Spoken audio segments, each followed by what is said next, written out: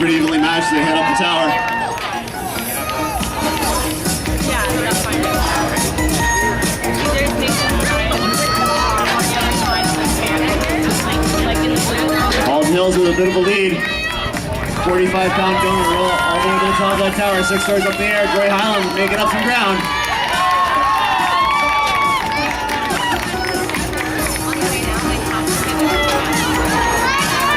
Remember, you should better and have to hit every step on the way down.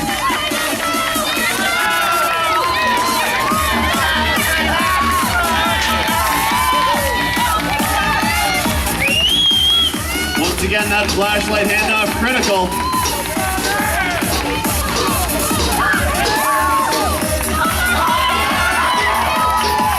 Highlands on the red side, opening up a bit of a lead now.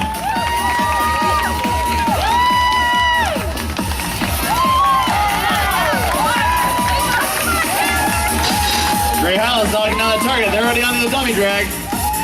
175-pound rescue Randy dummy.